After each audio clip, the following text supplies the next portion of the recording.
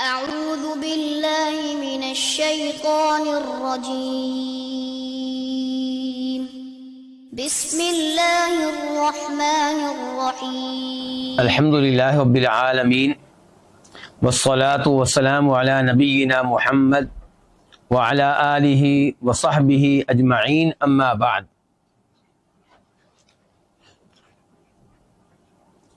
آج ہم اللہ کے فضل و کرم سے امام ابن القیم رحمہ اللہ کی مشہور و معروف کتاب الفوائد کے ساتھ ہیں، جو طرح طرح کے فوائد سے بری پڑی ہے۔ کبھی اس میں تفسیری فائدہ ہوتا ہے، قرآن پاک کی تفسیر سے تعلق رکھنے والا، کبھی عقیدے سے تعلق رکھنے والا، کبھی فقہ سے تعلق رکھنے والا، اور کبھی روز مرہ کی نصیحتیں اور حکمتیں۔ تو اس وقت ہم پڑھیں گے صفحہ نمبر 132 132۔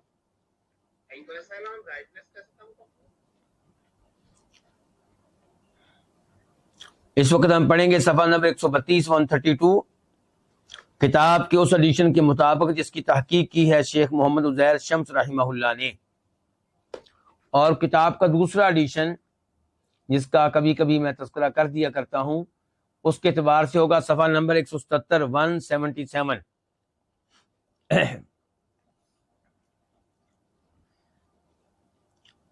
یہاں پہ امام صاحب کہتے ہیں فائدۃ جلیلہ، ایک عظیم فائدہ، اور اس فائدے کے شروع میں وہ دو آیتیں لے کر آئے ہیں جن کا ترجمہ گزشتہ درس میں کیا جا چکا ہے، لیکن میں جلدی سے ایک دفعہ پھر کروں گا تاکہ اس درس کا آپس میں رابطہ اور تعلق مضبوط رہ سکے۔ اور اس سے بھی پہلے میں موضوع بتا دوں آپ کو، موضوع کیا ہے۔ اس فائدہ میں امام صاحب ہمیں سبق کیا دینا چاہتے ہیں، نصیحت کیا دینا چاہتے ہیں، وہ یہ کہ آپ کئی چیزوں کو ناپسند کرتے ہیں، ہو سکتا ہے انہی میں آپ کے لیے خیر ہو۔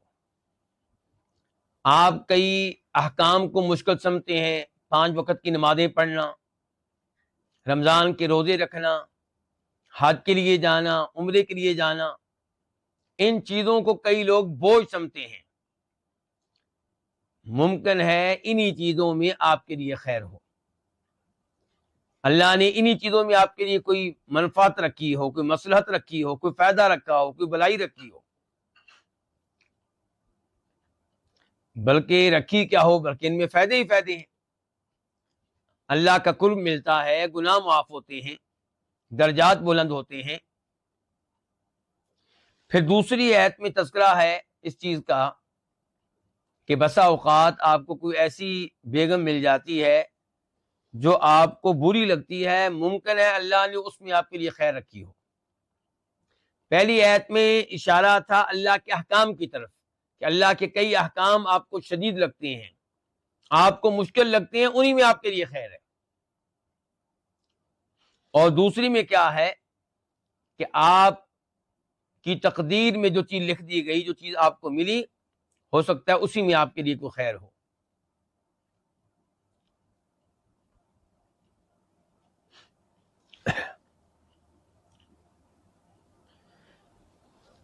تو اب میں یہ دو آیتیں آپ کے سامنے پڑھوں گا۔ اللہ تعالیٰ فرماتے ہیں کتب علیکم القتال، تم پہ لڑنا فرض کر دیا گیا ہے۔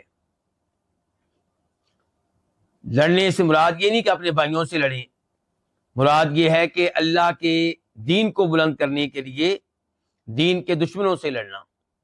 تو تم پہ لڑنا فرض کر دیا گیا ہے، وَهُوَ كُرْهٌ لَكُمْ، جبکہ وہ تمہارے لیے ناپسندیدہ ہے، تمہیں لڑنا اچھا نہیں لگتا۔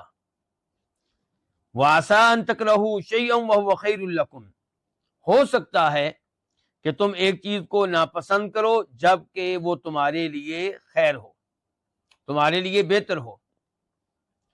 وَعَسَىٰ أَن تُحِبُّوا شَيْئًا وَهُوَ شَرٌّ لَكُمْ، اور ممکن ہے کہ ایک چیز کو تم پسند کرو جبکہ وہ تمہارے لیے بری ہو۔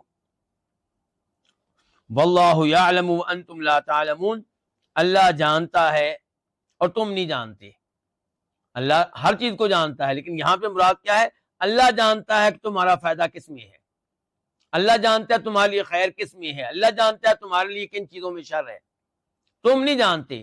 تم ایک چیز کو اپنے لیے شر سمجھ رہے ہوتے ہو جبکہ اس میں تمہارے لیے خیر ہوتی ہے، تم ایک چیز کو خیر سمجھ رہے ہوتے ہو جبکہ اس میں تمہارے لیے شر ہوتا ہے۔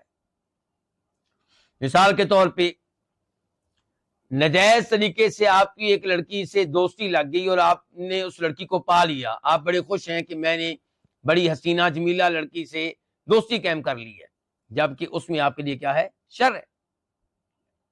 یہ تعلق آپ کو جہنم میں لے جانے کا سبب بن سکتا ہے، یہ تعلق آپ کے عذاب قبر کا سبب بن سکتا ہے۔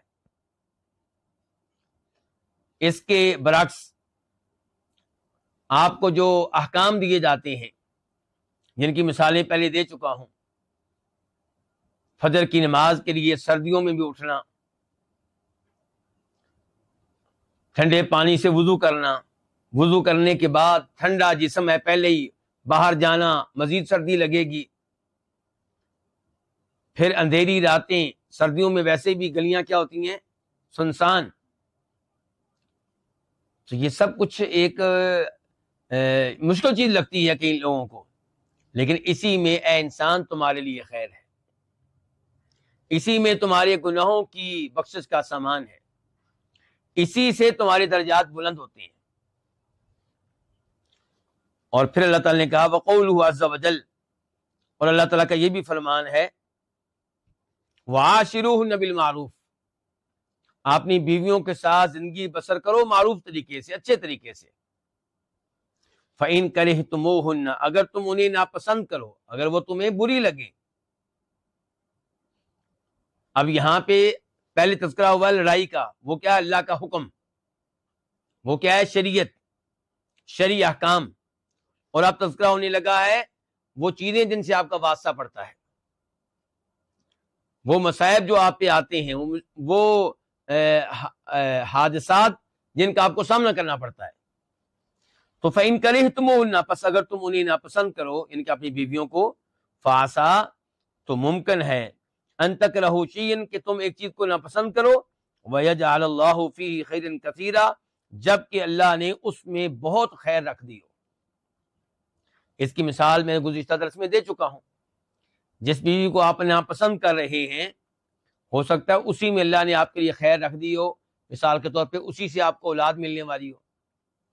کسی دوسری لڑکی سے آپ شادی کرتے جس کے اوپر آپ کی توجہ تھی لیکن وہاں پہ آپ کا رشتہ نہیں ہو سکا، بڑی خوبصورت تھی، ہو سکتا ہے وہاں سے آپ کو اولاد ملنے والی نہ ہو۔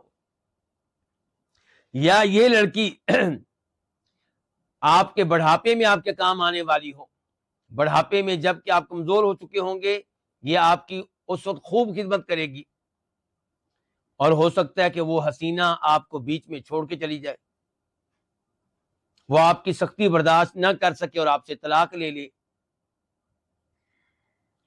تو آپ نہیں جانتے کہ اللہ نے آپ کے لیے خیر کس میں رکھی ہے۔ امام صاحب کہتے ہیں فالآیۃ الاولیٰ، پہلی آیت فی الجہاد، اس جہاد کے بارے میں، الذی ہوا کمال القوت الغضبیہ، جو غضبی قوت کا کمال ہے، اس کی انتہا ہے۔ یعنی کہ جب غضب کس کو کہتے ہیں؟ غصے کو۔ جب انسان کا غصہ اپنے عروج پہ پہنچ جائے تو اس وقت وہ کیا کرے گا؟ لڑنے پہ آئے گا، لڑے گا، تلوار پکڑ لے گا، پسٹل پکڑے گا۔ تو یہ جو پہلی آیت ہے، اس میں جو حکم دیا گیا جہاد کے بارے میں، یہ انسان کی غضبی قوت کا کمال ہے۔ وَالثَّانِيَةُ فِي النِّكَاحِ، اور دوسری آیت نکاح کے بارے میں ہے، جس میں تذکرہ ہے بیویوں کا، اور دوسری آیت اس نکاح کے بارے میں، الذی ہوا کمال القوت الشہوانیہ، جو شہوانی قوت کا کمال ہے، اس کی انتہا ہے۔ شہوانی جنسی قوت، اس کا کمال شرعی طور پہ کیا ہے؟ کہ آپ نکاح کر لیں۔ امام صاحب کہتے ہیں فَالْعَبْدُ يَكْرَهُ مُوَاجَهَةَ عَدُوِّهِ بِقُوَّتِهِ الْغَضَبِيَّةِ، بندہ اپنی غضبی قوت کے ساتھ، اپنی غصے والی قوت کے ساتھ اپنے دشمن کا سامنا کرنا، اس کو ناپسند کرتا ہے۔ دشمن کا سامنا نہیں کرنا چاہتا، نہیں چاہتا کہ میں اپنی غضبی قوت کے ساتھ غصے والی قوت کے ساتھ اپنے دشمن کا سامنا کروں، اس کا مقابلہ کروں، بچتا ہے اس سے. کیوں؟ خشیۃ علی نفسہ منہ، اپنے نفس پہ اس کی جانب سے ڈرتے ہوئے، یعنی کہ اسے خطرہ ہے دشمن سے اپنی جان کا. اسے پتا ہے کہ دشمن سے اگر میں نے مقابلہ کیا تو ہو سکتا ہے اس کا وار میرے اوپر چل جائے، اس کی گولی میرے اوپر چل جائے اور میری زندگی کا اختتام ہو جائے. تو اس لیے انسان نہیں چاہتا کہ دشمن کا سامنا کروں اپنی غضبی قوت کے ساتھ، غصے والی قوت کے ساتھ. وہذا المکروہ، اور یہ ناپسندیدہ چیز کون سی؟ دشمن کا سامنا کرنا، کفار کا سامنا کرنا، ان سے لڑنا، یہ ناپسندیدہ چیز خیر اللہ، اس کے لیے بہتر ہے. کس کے لیے؟ بندے کے لیے. فی معاشہ و معادہ، اس کی دنیا میں بھی اس کے لیے بہتر ہے اور آخرت میں بھی اس کے لیے بہتر ہے. دنیا میں دشمن سے لڑے گا تو اسے عزت ملے گی، اسے قوت ملے گی، شان و شوکت ملے گی، عزت کی زندگی گزار سکے گا، ورنہ ذلت کی زندگی گزارے گا. اور آخرت میں کیا ہے؟ جنت ملے گی، جہنم کی آگ سے بچے گا.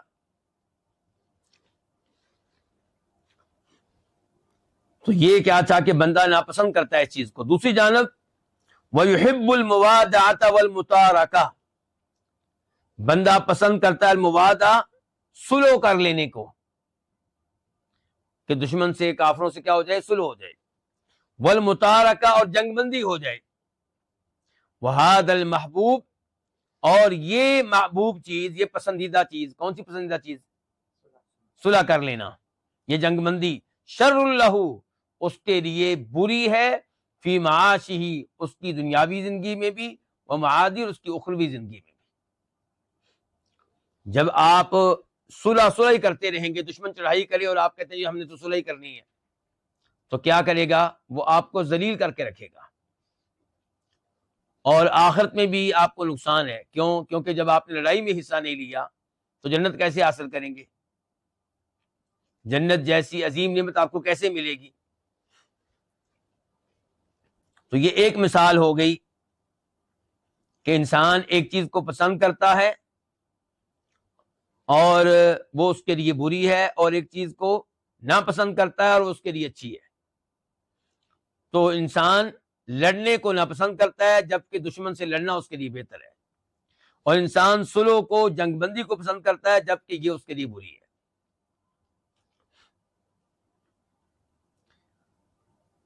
تو اس سے پتہ کیا چل رہا ہے؟ پتہ چل رہا ہے کہ انسان جو ہے یہ نہیں جانتا اپنی مصلحتوں کو، یہ نہیں جانتا میرا فائدہ کس چیز میں، اللہ جانتا ہے.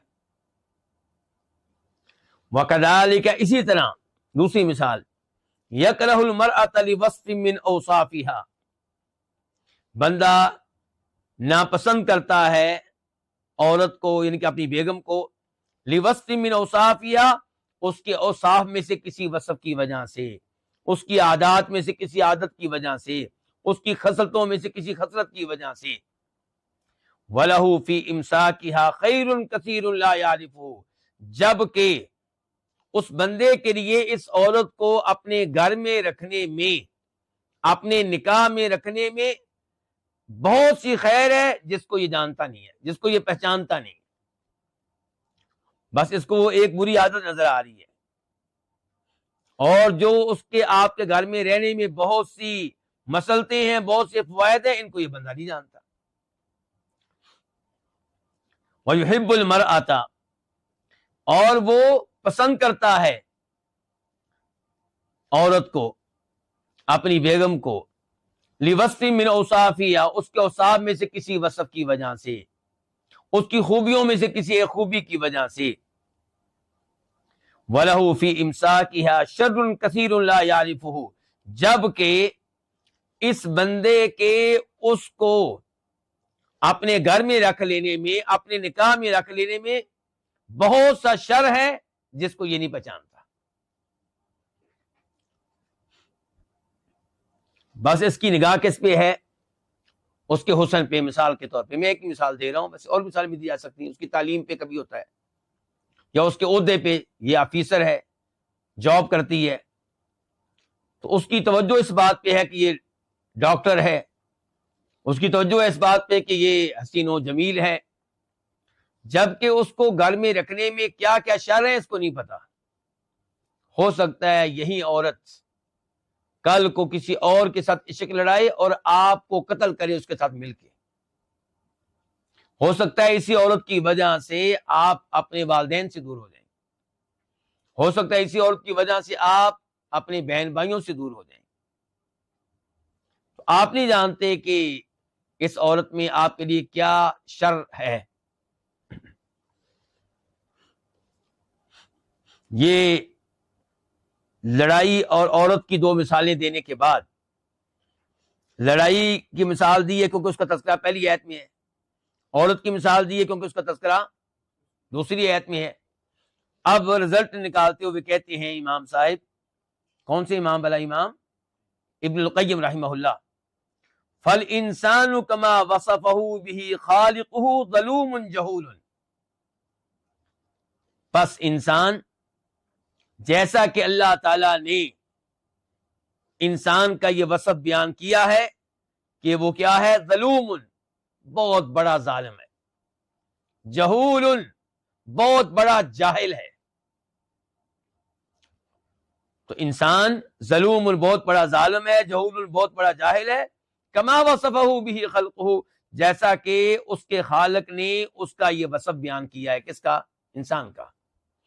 کہاں پہ بیان کیا ہے؟ سورہ احزاب آیت نمبر 72 72، اللہ تعالیٰ فرماتے ہیں انہ کان ظلوما جہولا، بے شک انسان بہت بڑا ظالم ہے، بہت بڑا جاہل ہے۔ یہ بہت کا ترجمہ میں کیوں کر رہا ہوں؟ کیونکہ ظلوم فعول کے وزن پہ ہے، اور فعول کے وزن میں یہ کثرت کا، مبالغے کا معنی پایا جاتا ہے۔ یہ نہیں کہا گیا، اللہ تعالیٰ نے یہاں پہ یہ نہیں کہا کہ انسان ظالم ہے، کیا کہا؟ ظلوم، بہت بڑا ظالم۔ اللہ نے یہاں پہ یہ نہیں کہا کہ جاہل ہے، بلکہ جہول، بہت بڑا جاہل ہے۔ آپ نے اوپر ظلم کر لیتا ہے غلط فیصلہ کر کے، اور جاہل ہے، اس کو نہیں پتا میرا فائدہ کس میں ہے، میرا نقصان کس میں ہے۔ تو آپ یقین کریں کہ جو کچھ اللہ نے آپ کے لیے پسند کیا اسی میں آپ کا فائدہ ہے۔ چنانچہ امام صاحب کہتے ہیں فلا ينبغي ان يجعل المعيار على ما يضره وينفعه ميله وحبه ونفرته وبغضه، بل المعيار على ذلك ما اختاره الله له بامره ونهيه۔ اب سوال یہ کہ پھر کیا معیار ہے اس معاملے میں کہ انسان کے لیے کون سی چیزیں نقصان دہ ہیں، کون سی چیزیں مفید ہیں؟ سوال یہ ہے، سوال کیا ہے کہ انسان کے لیے کون سی چیزیں نقصان دہ ہیں، کون سی مفید ہے، اس میں معیار کیا ہے؟ تو امام صاحب بیان کرنے لگے اس میں معیار آپ کی خواہشات نہیں ہے کہ آپ کا دل ادھر مائل ہو رہا ہے، اس میں معیار آپ کی نفرت نہیں ہے کہ آپ کو یہ چیز پسند نہیں ہے، بلکہ اس میں معیار اللہ نے جو آپ کے لیے حکم دے دیا اسی میں آپ کے لیے خیر ہے، اور جس چیز سے اللہ نے آپ کو منع کر دیا اسی میں آپ کے لیے شر ہے۔ اللہ نے آپ کو کہہ دیا 5 وقت کی نمازیں پڑھیں، اسی میں آپ کے لیے خیر ہے۔ اللہ نے کہہ دیا رمضان کے 30 دن کے روزے رکھیں، اسی میں آپ کے لیے خیر ہے۔ اللہ نے کہہ دیا آپ کو تلاوت کیا کریں، اس کے لیے وقت نکالیں، اس وقت نکالنے میں ہی آپ کے لیے خیر ہے۔ اللہ نے کہہ دیا آپ شادی کریں اس لڑکی سے جو دین والی ہو، اسی میں آپ کے لیے خیر ہے۔ اللہ تعالیٰ نے آپ کو روک دیا شراب سے، اس کا مطلب ہے کہ شراب میں آپ کے لیے خیر نہیں بلکہ شر ہے۔ اللہ نے آپ کو روک دیا سود میں، سود سے پتا چلا سود میں آپ کے لیے خیر نہیں ہے، اگرچہ بظاہر آپ کو کیا لگتا ہے کہ میرا دوست جناب وہ تو بڑا اچھا جا رہا ہے، کیوں؟ اس نے 1 لاکھ روپیہ بینک میں رکھوا دیا ہے اور ہر مہینے کتنا مل رہا ہے جی؟ 10,000 روپیہ فری کا مل رہا ہے اس کو۔ اب جناب والا اس نے 10,000 روپیہ جوڑ کے یہ لیا ہے، گاڑی لی ہے، بائک لیا ہے، یوں کیا ہے، وہ کیا ہے، بچے اس کے اعلیٰ اسکول میں جا رہے ہیں، ان کی فیسیں برداشت کرتا ہے۔ اب آپ کو سود میں فائدہ نظر آتا ہے۔ آپ لوگوں کو، عام آدمی کیا سمجھتا ہے کہ اسلام نے پتہ نہیں کیوں سود سے منع کر دیا ہے، سود ہوگا تو لوگ قرضہ دیں گے۔ قرضہ ملے گا فقیر کو، ویسے کسی نے قرضہ دینا نہیں، تو سود پہ قرضہ ملے گا تو اپنا کاروبار کر سکے گا، سود پہ قرضہ ملے گا تو مکان بنا سکے گا، سود پہ قرضہ ملے گا تو گاڑی لے سکے گا. یہ عام آدمی کی سوچ ہے. تو امام صاحب کہتے ہیں نہیں، کون سی چیزیں آپ کے لیے مفید ہیں، کون سی چیزیں آپ کے لیے نقصان دہ ہیں، اس میں معیار آپ کی پسندیدہ چیزیں نہیں ہیں، آپ کی پسند آپ کی نفرت نہیں ہے. معیار اس میں یہ ہے کہ جس چیز کا اللہ نے آپ کو حکم دے دیا اسی میں آپ کے لیے خیر ہے، جس چیز اللہ نے روک دیا اسی میں آپ کے لیے شر ہے. زنا کرنے والی لڑکی سے اللہ نے شادی کرنے کا حکم دیا کہ منع کیا ہے؟ منع کیا ہے. اس کا مطلب یہ کہ اس میں آپ کے لیے خیر نہیں ہے، چاہے آپ کا دل مچل رہا ہے اس کی طرف، لیکن نہیں، اس میں آپ کے لیے خیر نہیں ہے. اب میں ترجمہ کروں گا اسی عبارت کا. امام صاحب کہتے ہیں فلا ينبغي ان يجعل المعیار، تو یہ مناسب نہیں ہے کہ بندہ معیار بنائے، کسوٹی بنائے، علی ما یضرہ وینفعہ، ان چیزوں میں جو اس کو نقصان دیتی ہیں اور جو اس کو نفع دیتی ہیں. معیار کس کو بنائے؟ میلہ، اپنے میلان کو، میرا میلان ادھر ہے. وحبہ، اپنی محبت کو، نفرت ہو اپنی نفرت کو، بغض ہو اپنے بغض کو. کہنے والے کیا کہتے ہیں؟ مجھے مولویوں سے بڑا بغض ہے جی، مجھے مولویوں سے بڑی نفرت ہے، میرا نہیں دل کرتا مولویوں کی مجلس میں بیٹھوں. تو کیا یہ آپ کے لیے مفید ہے ان کے ساتھ نہ بیٹھنا؟ معیار آپ کا بغض نہیں ہے، معیار آپ کی نفرت نہیں ہے. معیار یہ کہ اللہ نے کیا حکم دیا ہے، اللہ آپ کو حکم دیتے ہیں نیک لوگوں کے ساتھ بیٹھیں، توحید والوں کے ساتھ اٹھیں بیٹھیں. بل المعیار علی ذلک، بلکہ معیار اس معاملے میں، کس معاملے میں؟ اس معاملے میں کون سی چیزیں آپ کے لیے مفید ہیں، کون سی چیزیں آپ کے لیے نقصان دہ ہیں. آپ میرے ساتھ ہی ہیں نا؟ بلکہ معیار اس معاملے میں کیا ہے؟ مختارہ اللہ لہ، وہ چیزیں جن کو اللہ نے اختیار کیا ہے، لہو اس کے لیے، کس کے لیے؟ بندے کے لیے. بلکہ معیار اس معاملے میں وہ چیزیں ہیں جن کو اللہ نے اختیار کیا ہے بندے کے لیے. کیسے اختیار کیا؟ بِأَمْرِهِ، اپنے حکم کے ذریعے، وَنَهْيِهِ، اور اپنی ممنوعات کے ذریعے، وہ چیزیں جن سے اللہ نے روک دیا ہے. فَأَنْفَعُ الْأَشْيَاءِ لَهُ عَلَى الْإِطْلَاقِ، تو بندے کے لیے مطلق طور پہ سب سے مفید چیزیں کون سی؟ مفید چیز کیا ہے؟ طاعت ربہ بظاہر و باطنہ، ظاہری طور پر باطنی طور پہ اپنے رب کی اطاعت کرنا، اپنے رب کی باتوں کو ماننا، یہ ہے مفید بندے کے لیے. وَأَضَرُّ الْأَشْيَاءِ عَلَيْهِ الْإِطْلَاقِ، اور اس کے لیے مطلق طور پہ سب سے نقصان دہ چیز کیا ہے؟ معصیتہ بظاہر و باطنہ، آپ ظاہری طور پہ اور باطنی طور پہ اپنے رب کی نافرمانی کرنا. اگر آپ ظاہری طور پہ یا باطنی طور پہ رب کی نافرمانی کرتے ہیں، یہ چیز آپ کے لیے انتہائی نقصان دہ ہے. اچھا، پھر یہیں سے یہ بھی پتا چلا کہ جو آپ کو گناہوں سے روکے وہ آپ کا خیر خواہ ہے کہ آپ کا دشمن ہے؟ وہ آپ کا خیر خواہ ہے. اور جو آپ کو گناہوں پہ لگائے وہ آپ کا کیا ہے؟ وہ آپ کا دشمن ہے. وہ آپ کا دشمن ہے. لیکن ہمیں وہ برا لگتا ہے جو ہمیں نیکی کا حکم دے اور برائی سے روکے، اور وہ ہمیں اچھا لگتا ہے جو ہماری غلط خواہشات کے معاملے میں ہمارا ساتھی بن جائے.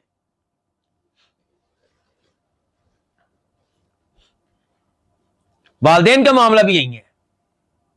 وہ والدین ہمیں برے لگتے ہیں جو ہمیں نماز پڑھنے کا کہیں، جو رات کو جلدی سونے کے بارے میں کہیں، جو موبائل کو کم سے کم استعمال کرنے کے بارے میں کہیں، جو روزے رکھنے کے بارے میں کہیں، جو برے دوستوں کو چھوڑنے کے بارے میں کہیں. اور وہ والدین ہمیں اچھے لگتے ہیں جو ہماری ہر خواہش کو پورا کریں. اور ہماری عام خواہشات کیا ہوتی ہیں؟ عام طور پہ بچوں کی غلط ہوتی ہیں، کیونکہ ان کی خواہشات کے پیچھے شیطان ہوتا ہے. شیطان اس کو ترغیب دیتا ہے غلط کاموں کی. فَإِذَا قَامَ بِطَاعَتِهِ وَعُبُودِيَّتِهِ مُخْلِصًا لَهُ فَكُلُّ مَا يَجْرِي عَلَيْهِ مِمَّا يَكْرَهُ يَكُونُ خَيْرًا لَهُ، پس جب وہ سر انجام دے بطاعتہ، اپنے رب کی اطاعت کو، وعبودیتہ، اور اس کی عبادت کو، مخلصا لہ، اس کے لیے مخلص ہو کر، یعنی کہ اللہ کی بات مانے اللہ کو راضی کرنے کے لیے، اللہ کی بات اس لیے نہ ماننے کہ لوگ مجھے شاباش دیں. اللہ کی عبادت کرے اللہ کو راضی کرنے کے لیے، اس لیے نہیں کہ لوگ کہیں بڑا حاجی نمازی ہے۔ تو کہتے ہیں امام صاحب، تو جب انسان اس کی اطاعت اور اس کی عبادت کو سر انجام دے مخلص اللہ، اس کے لیے اللہ کے لیے مخلص ہو کر، فَكُلُّ مَا يَجْرِي عَلَيْهِ، تو جو کچھ اس کے ساتھ ہوگا، مما یکرہ، ان امور میں سے جن کو ناپسند کرتا ہے، جو بھی اس کے ساتھ ہوں گے، یکون خیرا لہ، یہ اس کے لیے خیر ہے۔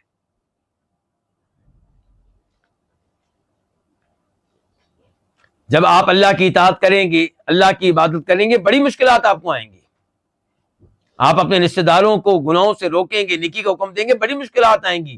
امام صاحب کہہ رہے ہیں پریشان نہیں ہونا، اب جو آپ کے ساتھ ہو رہا ہے اللہ کے راستے میں، اللہ کی اطاعت کے معاملے میں، اللہ کی عبادت کے معاملے میں، وہ آپ کے لیے خیر ہے۔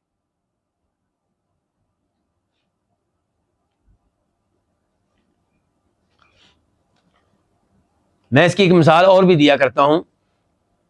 آپ نے تعلق قائم کر لیا کسی عالم دین سے، کسی مسجد کے امام صاحب سے جو توحید کے اوپر ہیں، شرک و بدعات سے روکتے ہیں۔ اب تعلق آپ نے قائم کیا کس کی خاطر؟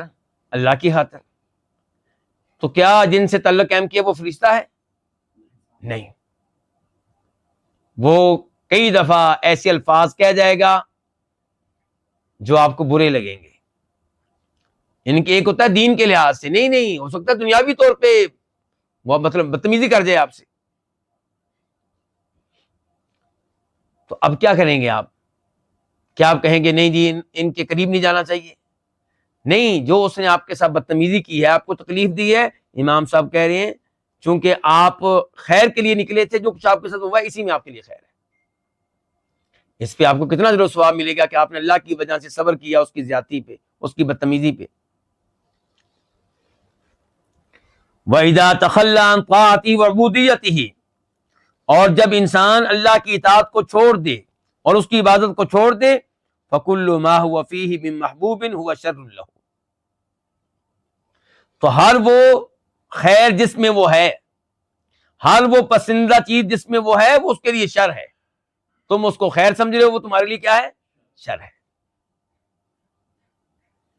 آپ نے اللہ کی اطاعت کو چھوڑ کے سودی بینک میں ملازمت کر لی ہے اور آپ کو 2 لاکھ روپیہ سیلری مل رہی ہے، گاڑی بھی ملی ہوئی ہے، رہائش بھی ملی ہوئی ہے، تو بظاہر خیر ہی خیر ہے، یہ سب چیزیں آپ کو بڑی پسند ہیں، لیکن امام صاحب کہہ رہے ہیں نہیں، ان میں سے ہر چیز آپ کے لیے شر ہے، ان میں سے ہر چیز آپ کے لیے کیا ہے؟ شر ہے۔ امام صاحب کہتے ہیں فمن صحت له معرفت ربی والفقہ فی اسماء و صفاتی، جسے درست طور پہ اپنے رب کی معرفت مل جائے، رب کو پہچاننے کا صحیح معنوں میں موقع مل جائے، یہ نہیں کہ رب کو پہچاننے کے معاملے میں کسی صوفی کے ہتھے چڑھ جائے، ایسا نہیں ہونا چاہیے، وہ تو آپ کو رب کا خاک تعارف کرائے گا۔ تو جسے درست طور پہ اپنے رب کی معرفت مل جائے، والفقہ فی اسماء و صفاتہ، اور اللہ کے ناموں اور صفات میں فقاہت مل جائے، بصیرت مل جائے، اللہ تعالیٰ کے ناموں اور صفات کی سمجھ بوجھ مل جائے، اللہ کی معرفت اور اللہ کے ناموں اور صفات کی معرفت، یہ چیزیں جس کو مل جائیں، عالم یقیناً، وہ یقینی طور پہ یہ بات جان لے گا کہ ان المکروہات التي تصیبہ والمحن التي تنزل به فيها ضروب من المصالح والمنافع التي لا يحصيها علمه ولا فکرته، کہ وہ ناپسندیدہ چیزیں، وہ مصائب التي تصیبہ، جن میں وہ مبتلا ہو رہا ہے، جو اس پہ آ رہے ہیں، اور وہ ازمائشیں جو اس پہ اتری ہوئی ہیں، ان میں مصالح اور منافع، مصلحتوں اور منفعتوں کی اتنی اقسام ہیں،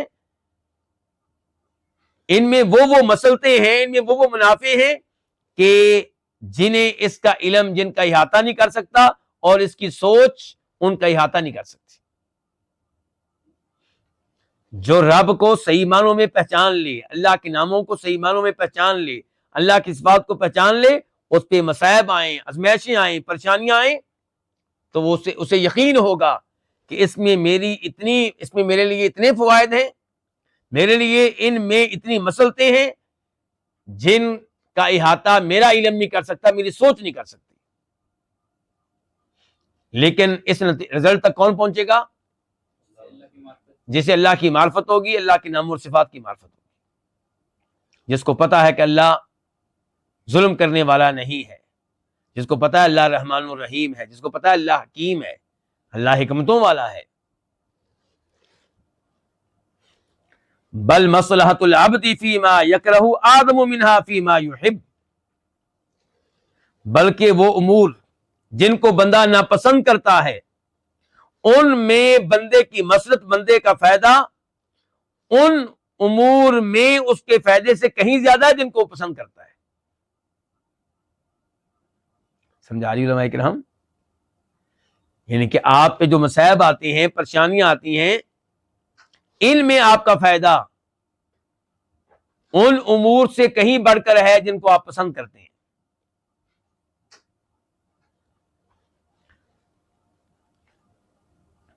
آپ خوش ہوتے ہیں کب؟ جب آپ کو مال ملتا ہے، جب آپ کو سیلری ملتی ہے. ٹھیک ہے، یہ بھی اللہ کی نعمت ہے، اگر حلال طریقے سے آپ لے رہے ہیں تو یہ بھی آپ کی مسرت ہے، یہ بھی آپ کا فائدہ ہے. لیکن امام صاحب خبردار کر رہے ہیں کہ وہ فوائد جو آپ کو ملتے ہیں آنے والی آزمائشوں پہ صبر کرنے کے نتیجے میں، وہ ان سے کہیں بڑھ کر فوائد ہیں جو آپ کو ملتے ہیں اس سیلری سے، اس اولاد سے، اس گھر سے، اس گاڑی سے.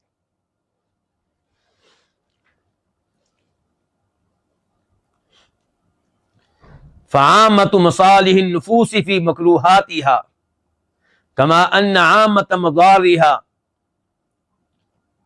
واسباب ہلاکتها في محبوباتها. کہتے ہیں کہ لوگوں کی عام طور پہ مصلحتیں ان کے ناپسندیدہ امور میں ہیں. عام طور پہ انسان کی مصلحت، انسان کے فوائد، انسان کی بھلائی ان امور میں ہے جن کو وہ ناپسند کرتا ہے. کما ان عامۃ مضارها، جیسا کہ عام طور پہ اس کے نقصانات اور اس کی ہلاکت کے زیادہ تر اسباب ان امور میں ہیں جن کو وہ پسند کرتا ہے.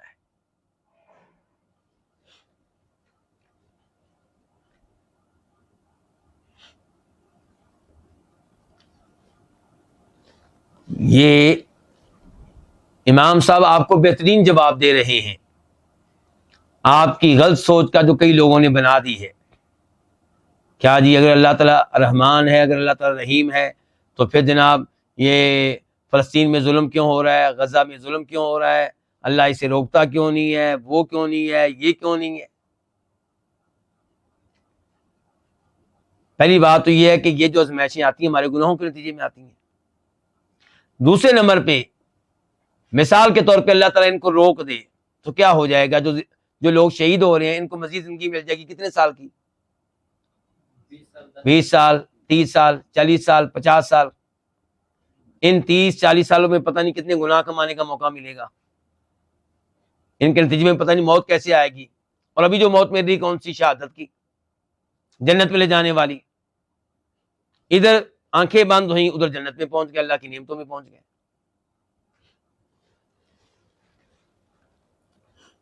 اور پھر جو زندہ رہ جاتے ہیں ان کو بھی آزمائشیں جھنجھوڑتی ہیں، ان کو یہ آزمائشیں رب کے قریب کرتی ہیں، ان کو یہ آزمائشیں مجبور کرتی ہیں کہ اللہ کے سامنے ہاتھ پھیلائیں. دعا کے لیے دعا عبادت ہے، اچھی نماز پڑھیں، نماز کے سجدے میں اللہ سے دعائیں کریں، تہجد شروع کر دیں.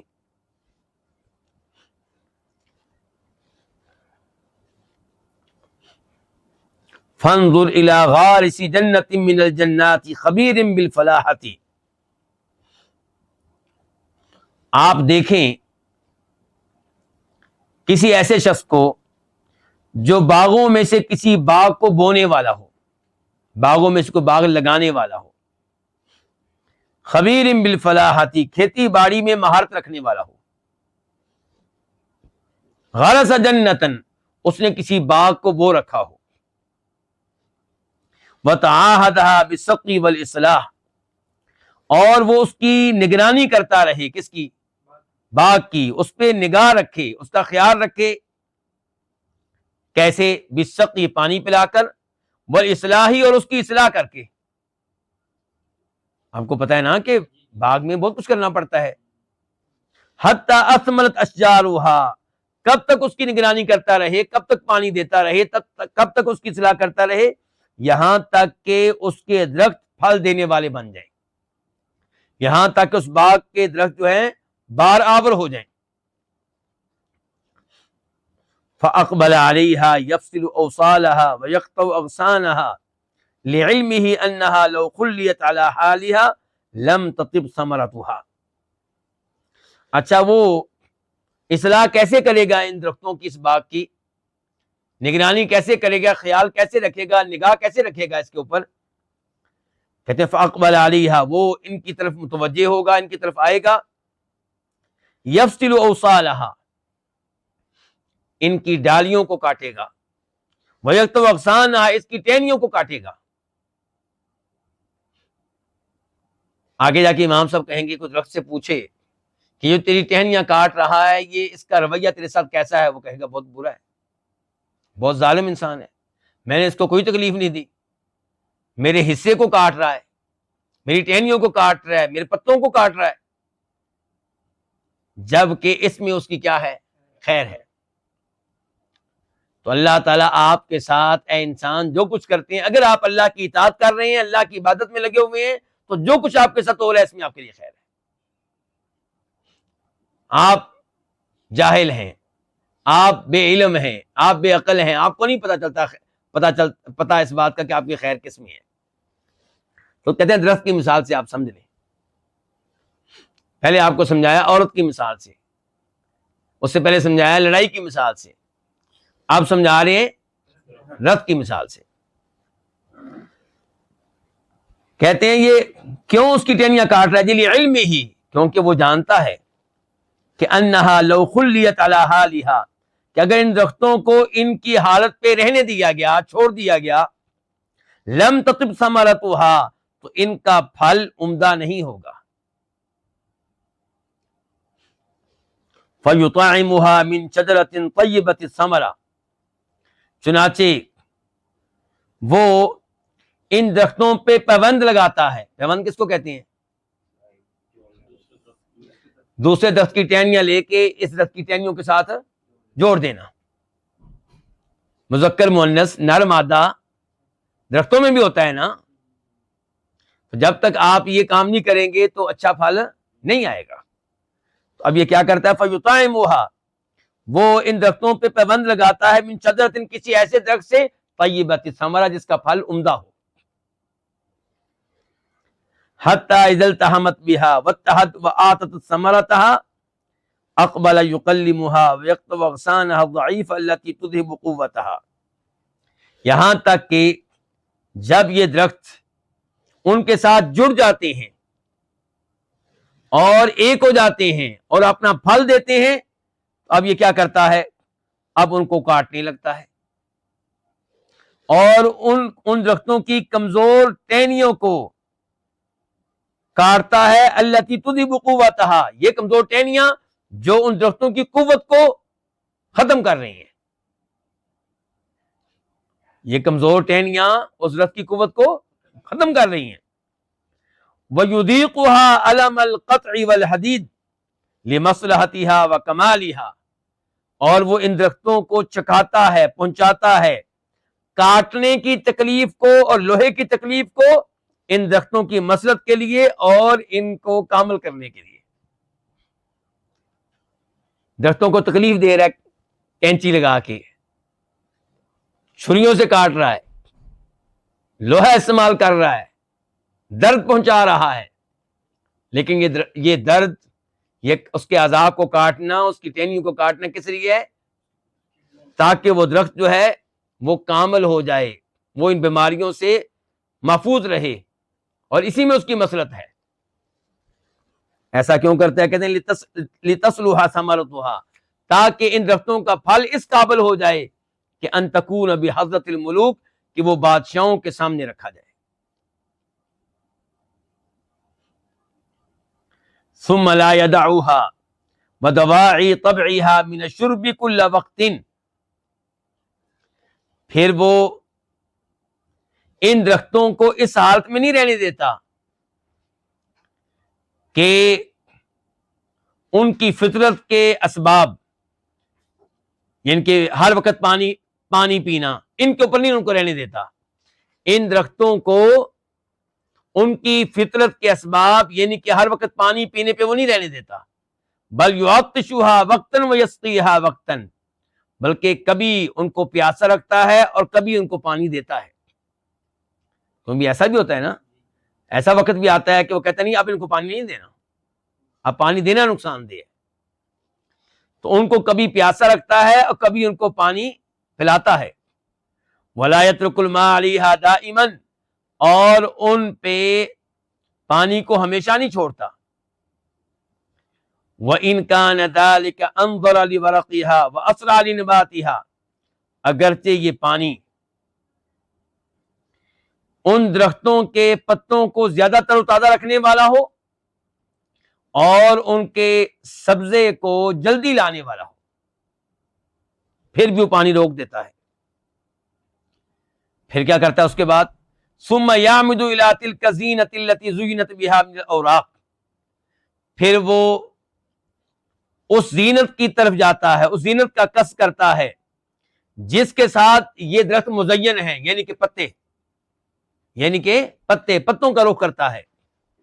فَيُلْقِي عَنْهَا كَثِيرًا مِّنْهَا، تو ان پتوں میں سے بہت سے پتوں کو ان درختوں سے وہ گرا دیتا ہے. پتے گرا رہے جی، کیوں جی؟ لِأَنَّ تِلْكَ الزِّينَةَ، کیونکہ یہ زیب و زینت تحول بین ثمرتها وبین کمال نضجها واستوائها، کیونکہ یہ زیب و زینت حائل ہے، رکاوٹ ہے ان درختوں کے پھل اور ان کے مکمل طور پہ پکنے اور پختہ ہونے کے درمیان. جیسا کہ یہ انگوروں کے درختوں وغیرہ میں ہوتا ہے، ان کے ساتھ ایسا ہی سلوک ہوتا ہے.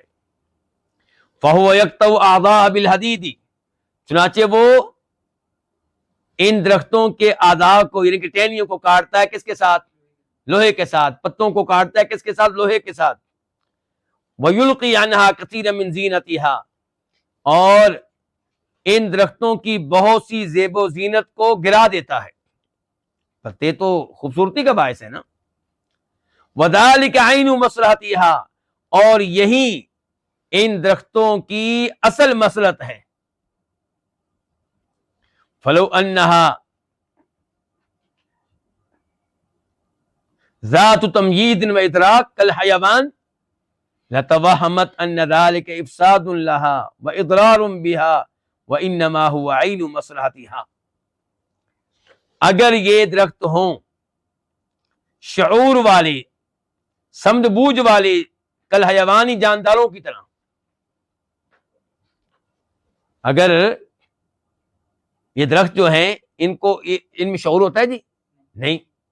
تو اگر یہ شعور والے ہوں، ادراک والے ہوں، سمجھ بوجھ والے ہوں، عقل والے ہوں، کالحیوانی جانداروں کی طرح، لتوہمت، تو البتہ ان کو یہ وہم ہوگا، ان کو یہ لگے گا کہ ان ذالک افساد لہا، کہ یہ ہمارے پتوں کو کاٹنا ان کو خراب کرنا ہے، واضرار بہا، ان کو نقصان پہنچانا ہے، وانما هو عین مصلحتها، جبکہ یہ حقیقتاً ان کی مصلحت ہے، ان کا فائدہ ہے. ہاں جی شہریار سمجھ رہے ہیں کتنی حکیمانہ باتیں کر رہے ہیں امام القیم رحمہ اللہ. یہ گفتگو ہے کہ ان کے سامنے رکھنے کے لیے، لبرل لوگوں کے سامنے رکھنے کے لیے، جو اللہ تعالیٰ کی ذات پہ اعتراض کرتے ہیں، اللہ کے بارے میں بڑے شکوک و شبہات رکھتے ہیں کہ پھر یہ کیوں ہوتا ہے، پھر وہ کیوں ہوتا ہے. تیری چھوٹی سی عقل ہے، تجھے کیا پتا اللہ کے کاموں کا؟ تیرا دھیان صرف ایک گھر کے اوپر ہے، تو نے اور کیا تو جانتا ہے تیرا علم؟ اور اللہ پوری کائنات کا نظام چلا رہا ہے، تو کیا تو سب کا ادراک کر سکتا ہے؟ اس کی حقیقت تک پہنچ سکتا ہے؟ کبھی نہیں پہنچ سکتا. اس لیے ایمان لیا اس بات پہ کہ میرا رب جو کر رہا ہے وہی کرنے والا ہے، اسی میں حکمت ہے، وہ کسی پہ ظلم کرنے والا نہیں ہے، وہ جبار نہیں ہے، یعنی کہ کسی پہ نجائز طور پہ جبر کرنے والا، ظلم کرنے والا نہیں ہے. ویسے تو اللہ کا نام جبار ہے، لیکن اللہ تعالیٰ جبار ہے ان کے لیے جن کے لیے جبار ہونا چاہیے.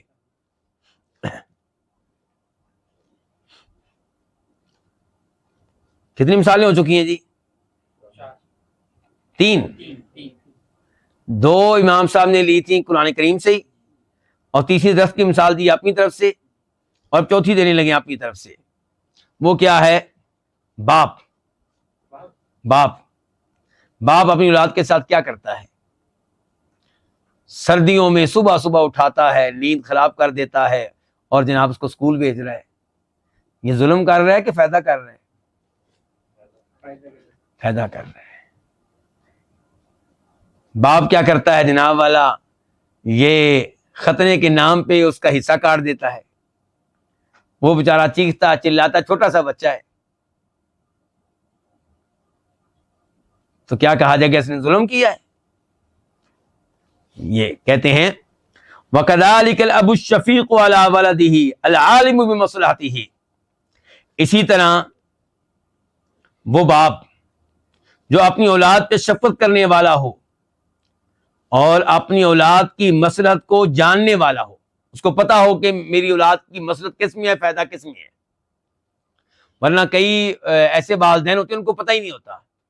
اب مثال کے طور پہ جو والدین اپنے بچوں کو ایسے اسکول میں بھیج دیتے ہیں جن کا نام تو بہت بڑا ہے، جن کی شہرت تو بہت زیادہ ہے، لیکن ماحول دینی نہیں ہے، بچے کی سوچ ہی تبدیل ہو جائے گی اللہ تعالیٰ کے بارے میں، اللہ کے رسول کے بارے میں، قرآن کے بارے میں صلی اللہ علیہ وسلم.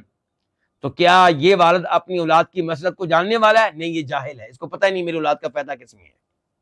یہ تو اپنی اولاد کا بیڑا غرق کرنے والا ہے نا. تو کہتے ہیں میں مثال دے رہا ہوں اس والد کی جو اپنی اولاد پہ شفقت کرنے والا ہو اور اپنی اولاد کی مصلحت کو سمجھنے والا ہو، جاننے والا ہو، اس کا علم رکھنے والا ہو، اس کو ادراک ہو کہ میری اولاد کی مصلحت اور فائدہ کس چیز میں ہے. تو اس کی مثال دے رہے ہیں. کہتے ہیں اذا رأى مصلحته، جب وہ دیکھتا ہے اپنے بچے کی مصلحت کو فی اخراج دم الفاسد عنہ، اس چیز میں کہ دم فاسد اس سے نکالا جائے، فاسد خون اس سے نکالا جائے، تو کیا کرتا ہے؟ بضع جلدہ، اس کی جلد پہ چیرا لگا دیتا ہے. وقاطع عروقہ، اور اس کی رگوں کو کاٹ دیتا ہے. وَأَذَاقَهُ الْأَلَمَ الشَّدِيدَ، اور اسے شدید قسم کی تکلیف پہنچاتا ہے. کیوں؟ کیونکہ وہ فاسد خون باہر نکالنا چاہتا ہے. یہ فاسد خون اس کے بچے کو خراب کر رہا ہے. پرانے زمانے میں فاسد خون نکالنے کا یہ طریقہ تھا، تو وہ طریقہ اختیار کرتا ہے کہ اس کی جلد پہ چیرا لگاتا ہے، اس کی رگوں کو کاٹتا ہے، اور اس طرح کر کے اسے شدید تکلیف پہنچاتا ہے. وَإِن رَأَى شِفَاءَهُ، اور اگر وہ دیکھتا ہے، سمتا ہے اس کی شفا، کس کی؟ بچے کی. فی قطع عضو من اعضائه، اس کے اعضاء میں سے کسی عضو کو کاٹنے میں، تو ابانہ عنہ، تو اس عضو کو، اس کے جسم کے اس پارٹ کو، حصے کو اس سے الگ کر دیتا ہے. کل ذالک رحمتا بہ وشفقتا علیہ، یہ سب کچھ وہ کرتا ہے اس پہ مہربانی کرتے ہوئے اور اس پہ شفقت کرتے ہوئے. وشفقتا علیہ. آپ دیکھتے نہیں آج کل کیا ہوتا ہے؟ شوگر کا مریض ہے،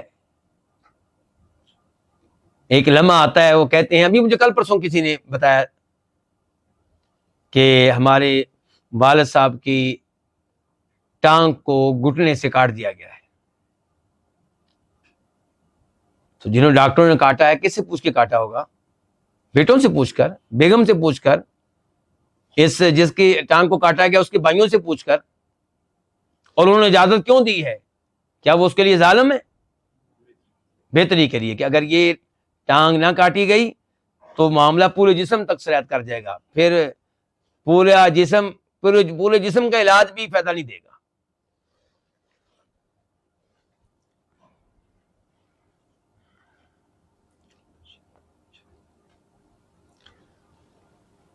وَإِن رَأَى مَصْلَحَتَهُ فِي أَن يُمْسِكَ عَنْهُ الْعَطَاءَ لَمْ يُعْطِهِ وَلَمْ يُوَسِّعْ عَلَيْهِ.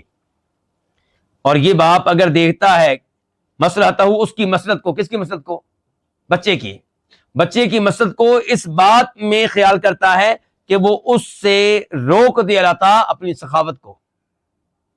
تو لم یوتی اس کو نہیں دیتا، ولم یوسع علیہ اور اس پہ کشادگی نہیں کرتا. جب وہ دیکھتا ہے کہ اس کا خرچہ بند کر دینا بہتر ہے، اس کو پیسے دیے جائیں تو پیسے اس کو خراب کر رہے ہیں، پیسے ملتے ہیں تو نشہ خریدتا ہے، پیسے ملتے ہیں تو سگریٹ خریدتا ہے، پیسے ملتے ہیں تو گندے دوستوں کی محفل میں جا کے بیٹھتا ہے، اگر میں اس کے پیسے بند کر دوں تو شاید سدھر جائے، تو پھر وہ اس کے پیسے بند کر دیتا ہے. اب وہ بچہ کیا سمجھے گا؟ بڑا ظالم ہے میرا باپ. لیکن باپ کیا ظالم ہے؟ نہیں.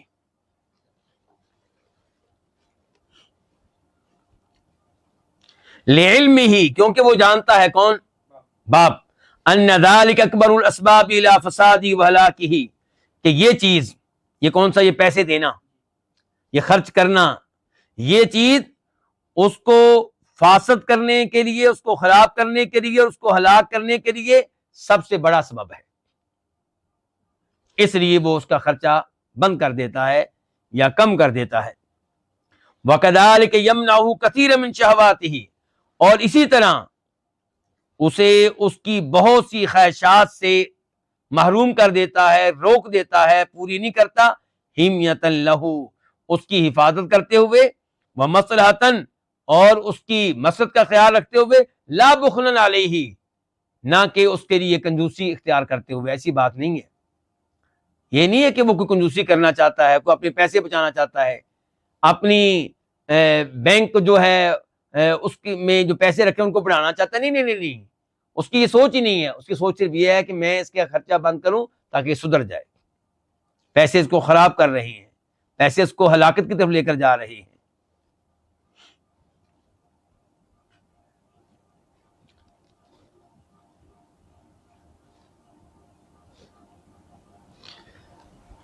تو اب اللہ تعالیٰ کی طرف آ جائیں. کہتے ہیں امام صاحب فَأَحْكَمُ الْحَاكِمِينَ وَأَرْحَمُ الرَّاحِمِينَ، تو وہ جو فیصلہ کرنے والوں میں سب سے بڑھ کر فیصلے کرنے والا ہے، کون؟ اللہ تعالیٰ. وَأَرْحَمُ الرَّاحِمِينَ، اور جو رحم کرنے والوں میں سب سے بڑھ کر رحم کرنے والا ہے. وَعَالَمُ الْعَالَمِينَ، اور جو علم والوں میں سب سے بڑھ کر علم رکھنے والا ہے. الَّذِي هُوَ أَرْحَمُ بِعِبَادِهِ مِنْهُمْ بِأَنفُسِهِمْ وَمِنْ آبَائِهِمْ وَأُمَّهَاتِهِمْ، جو اپنے بندوں پہ ان سے بڑھ کر ان پہ رحم کرنے والا ہے. جو اپنے بندوں پہ، بندہ خود اپنے اوپر اتنا رحم کرنے والا نہیں ہے جتنا اس کا رب اس پہ رحم کرنے والا ہے. جو اپنے بندوں پہ اپنے بندوں سے بڑھ کر رحم کرنے والا ہے اور ان کے والدین سے بڑھ کر ان پہ رحم کرنے والا ہے.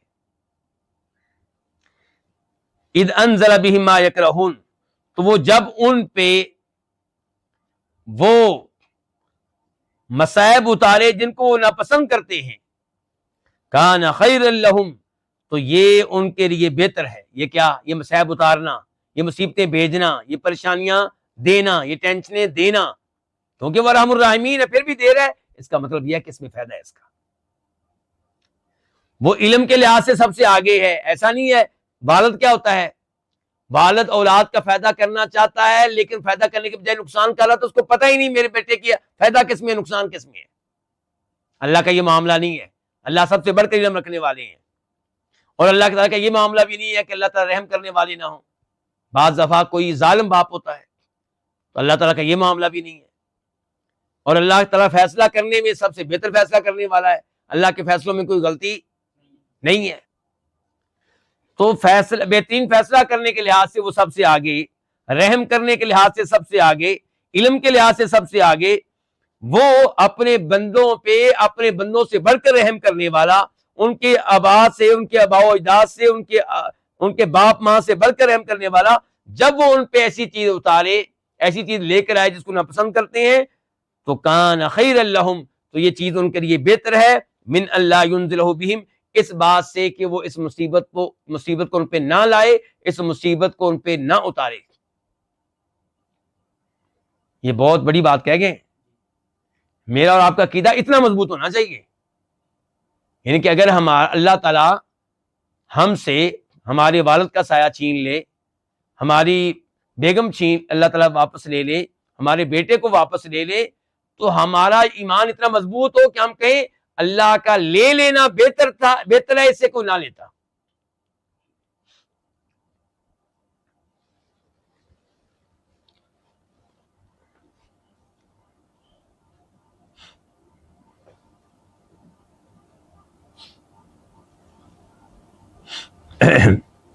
اچھا جی، تو یہ ان کے لیے بہتر ہے اس بات سے کہ وہ اس مصیبت کو ان پہ نہ اتارتا. نظرا منہ لہم، اللہ تعالی ان کو دیکھ رہا ہے، وہ احسان الیہم، اور ان کے ساتھ نیکی کرنے والا ہے، احسان کرنے والا ہے، ولطفا بہم، اور اللہ تعالیٰ ان بندوں پہ مہربانی کرنے والا ہے. تو اس لیے اللہ تعالیٰ کیا کرتا ہے، اس مصیبت کو اتارتا ہے، اس آزمائش کو بھیجتا ہے تاکہ بندہ سدھر جائے. آپ نے دیکھا ہوگا، آپ نے نہیں دیکھا تو میں نے تو کئی بار سنا ہے اور دیکھا بھی ہے، مجھے امید ہے آپ نے بھی دیکھا ہو، کتنی ایسی فیملیاں ہیں جن کو جھٹکا لگتا ہے تو اس کے بعد وہ سدھرتی ہیں. کتنی ایسی فیملیاں ہیں جن کے گھر میں جب تک جادو کا مسئلہ پیدا نہیں ہوا تھا، جنوں کا مسئلہ پیدا نہیں ہوا تھا، تب تک وہ اللہ سے بہت دور، مساجد سے بہت دور، علماء سے بہت دور تھے. اور جب جنوں کا مسئلہ بنا، جادو کا مسئلہ بنا، اب ظاہر ہے اس کا علاج ڈاکٹروں کے پاس تو ہے نہیں، اب ان کو جانا پڑا علماء کرام کے پاس. تو اب اگر کسی کو علماء توحید کے پاس جانے کی توفیق مل گئی تو وہ کیا کہیں گے، بھئی اگر یہ مصیبت چاہتے ہو کہ رفع ہو جائے، دور ہو جائے، تو گھر کا پورا ماحول تبدیل کرو. تمہارا گھر شیطان کا اڈا ہے، شیطانوں کو نکالو یہاں سے. کیسے نکالو؟ میوزک نکالو یہاں سے، مجسمے نکالو، تصویریں گھر میں لگی ہیں ان کو نکالو. تمہارے گھر میں شراب پی جاتی ہے اس کو نکالو. تمہارے گھر میں جب بھی کوئی داخل ہو بسم اللہ پڑھ کے داخل ہو تاکہ شیطان گھر میں داخل نہ ہو سکے.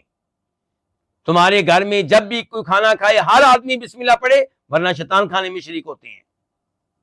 تمہارے گھر میں سورہ بقرہ بار بار پڑھی جائے، کیونکہ حدیث میں آیا کہ جس گھر میں سورہ بقرہ پڑھی جائے شیطان وہاں سے نکل جاتے ہیں. رات کو سونے سے پہلے آیت الکرسی پڑھا کرو، تینوں کل پڑھ کے اپنے آپ کو دم کیا کرو. یہ ماحول کیا ہو رہا ہے، گھر کیا ہو رہا ہے، چینج ہو رہا ہے، تبدیل ہو رہا ہے. کس کے بعد؟ مصیبت آنے کے بعد. اب لوگ تو سمجھتے ہیں کہ یہ پکڑے گئے، یہ وہ ہو گیا، یہ ہو گیا، یہ تباہ ہو گئے، برباد ہو گئے، جبکہ وہ سدھر رہے ہیں، وہ اللہ کے قریب ہو رہے ہیں، مساجد کے قریب ہو رہے ہیں، علماء کے قریب ہو رہے ہیں، قرآن کے قریب ہو رہے ہیں. اسی بہانے حصن المسلم کی دعائیں یاد کر رہے ہیں. میں جانتا ہوں میرے ایک دوست علاج کرنے والے ہیں، متقی پرہیزگار ہیں، مدینہ یونیورسٹی سے پڑھے ہوئے ہیں، عالم دین ہیں، ایک دینی مدرسے میں پڑھاتے ہیں. ان کے پاس جب مریض آتے ہیں وہ شرعی طریقے سے علاج کرتے ہیں. کسی لڑکی کا علاج تنہائی میں نہیں کرتے، محرم ساتھ ہونا چاہیے، اسے ہاتھ بھی نہیں لگائیں گے. اور پھر کیا انہوں نے حصن المسلم کی کافی تعداد میں پاس رکھی ہوئی ہیں، نشانیاں لگا کے دیتے ہیں. آئندہ ہفتہ جب آپ آئیں گے یہ دعائیں آپ کو یاد ہوں، سارے گھر والے پڑھیں. 5 وقت کی نمازیں پورے گھر کے لوگ پڑھیں گے تو فائدہ ہوگا، ورنہ کوئی فائدہ نہیں ہوگا. کسی قبر والے کے پاس جائیں گے تو پھر بھی کوئی فائدہ نہیں ہوگا. یہ شرکیہ امور ہیں، ان کو ترک کرنا پڑے گا. کسی عامل کے پاس نہیں جانا، کسی نجومی کے پاس نہیں جانا. تو یہ کہاں شعور تھا ان کے پاس پہلے؟ کہاں ان کو سورہ فاتحہ پڑھنا آتی تھی؟ کہاں تینوں کل پڑھنا آتے تھے؟ تو یہ بہتر ہے انسان کے لیے اس آزمائش کا آنا نہ آنے سے. تو یہاں پہ ہم رکتے ہیں انشاءاللہ. اس گفتگو کو جس کا آغاز احکم الحاکمین سے ہوا، اللہ تعالیٰ کے بارے میں ہوا ہے، یہیں سے آئندہ درس میں آغاز کریں گے. اللہ رب العزت ہمیں اپنی ذات کے اوپر مکمل طور پہ یقین رکھنے کی، حسن ظن رکھنے کی توفیق دے، اور اللہ تعالیٰ ہمیں آزمائشوں سے محفوظ رکھے. آزمائش آ جائے تو اللہ تعالیٰ ہمیں صبر کرنے کی اور اپنی ذات پہ راضی رہنے کی توفیق عنایت فرمائے. اللہ تعالیٰ ہمیں اس حال میں موت دے کہ ہم اللہ پہ راضی ہوں، اللہ تعالیٰ ہم پہ راضی ہو. اللہ ہمارے مریضوں کو شفا دے اور ہمارے مرحومین کو اللہ تعالیٰ جنت میں اعلیٰ مقام عنایت فرمائے. وصلی اللہ تعالیٰ علی نبینا محمد وعلی آلہ وصحبہ اجمعین.